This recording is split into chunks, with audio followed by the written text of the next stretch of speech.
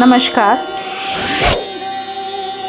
दुर्गा सप्तशती के छठे अध्याय का पाठ धूम्रलोचन वध पर आधारित है। षष्ठो अध्याय धूम्रलोचन वध। ध्यान। मैं सर्वगेश्वर भैरव के अंक में निवास करने वाली परमोत्कृष्ट पद्मावती देवी का चिंतन करती हूँ। वे नागराज के आसन पर बैठती हैं। नागों के फणों में सुशोभित होने वाली मणियों की विशाल माला से उनकी देहलता उद्दासित हो रही है। सूर्य के समान उनका तेज है। 3 नेत्र उनकी शोभा बढ़ा रहे हैं। वे हाथों में माला, कुंभ, कपाल और कमल लिए हुए हैं तथा उनके मस्तक में अर्धचंद्र का मुकुट सुशोभित है। ऋषि कहते हैं, देवी का यह कथन सुनकर दूत को बड़ा आश्चर्य हुआ और उसने दैत्यराज के पास जाकर सब समाचार विस्तार पूर्वक कह सुनाया। दूत के उस वचन को सुनकर दैत्यराज कुपित हो उठा और दैत्य सेनापति धूम्रलोचन से बोला, धूम्रलोचन, तुम शीघ्र अपनी सेना साथ लेकर जाओ और उस दुष्टा के केश पकड़कर घसीटते हुए उसे बलपूर्वक यहाँ ले आओ। उसकी रक्षा करने के लिए यदि कोई दूसरा खड़ा हो तो वो देवता, यक्ष अथवा गंधर्व ही क्यों न हो, उसे अवश्य मार डालना। ऋषि कहते हैं, शुंभ के इस प्रकार आज्ञा देने पर वो धूम्रलोचन दैत्य 60,000 असुरों की सेना को साथ लेकर वहाँ से तुरंत चल दिया। वहाँ पहुंचकर उसने हिमालय पर रहने वाली देवी को देखा और ललकार कर कहा, अरे तू शुंभ निशुंभ के पास चल। यदि इस समय प्रसन्नता पूर्वक मेरे स्वामी के समीप नहीं चलेगी तो मैं बलपूर्वक झूठा पकड़कर घसीटते हुए तुझे ले चलूंगा।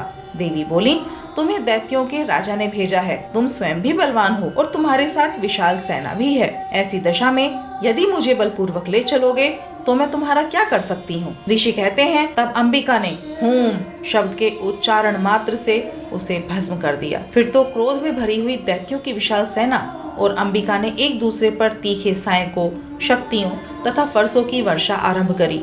इतने में ही देवी का वाहन सिंह क्रोध में भरकर भयंकर गर्जना करके गर्दन के बालों को हिलाता हुआ असुरों की सेना में कूद पड़ा। उसने कुछ दैत्यों को पंजों से मारा, कितनों को अपने जबड़ों से और कितनों ही महादैत्यों को पटक कर होठ की ढाड़ों से घायल करके मार डाला। उस सिंह ने अपने नखों से कितनों के पेट फाड़ डाले और थप्पड़ मारकर कितनों के सिर धड़ से अलग कर दिए, कितनों की भुजाएं और मस्तक काट डाले तथा अपनी गर्दन के बाल हिलाते हुए उसने दूसरे दैत्यों के पेट फाड़कर उनका रक्त चूस लिया। अत्यंत क्रोध में भरे हुए देवी के वाहन उस महाबली सिंह ने क्षण भर में ही असुरों की सारी सेना का संहार कर डाला। शुंभ ने जब सुना कि देवी ने धूम्रलोचन असुर को मार डाला तथा उसके सिंह ने सारी सेना का सफाया कर डाला, तब उस दैत्यराज को बड़ा क्रोध हुआ। उसके होठ कांपने लगे। उसने चंड और मुंड नामक 2 महादैत्यों को आज्ञा दी, हे चंड और हे मुंड, तुम लोग बहुत बड़ी सेना लेकर वहां जाओ। उस देवी के झोंटे पकड़कर अथवा उसे बांधकर शीघ्र ही यहाँ ले आओ। यदि इस प्रकार उसको लाने में संदेह हो तो युद्ध में सब प्रकार के अस्त्र शस्त्रों तथा समस्त आसुरी सेना का प्रयोग करके उसकी हत्या कर डालना। उस दुष्टा की हत्या होने तथा सिंह के भी मारे जाने पर उस अंबिका को बांधकर साथ ले शीघ्र ही लौट आना। इस प्रकार श्री मार्कंडेय पुराण में सार्वणिक मनवंतर की कथा के अंतर्गत देवी महात्म्य में धूम्रलोचन वध नामक छठा अध्याय पूरा हुआ।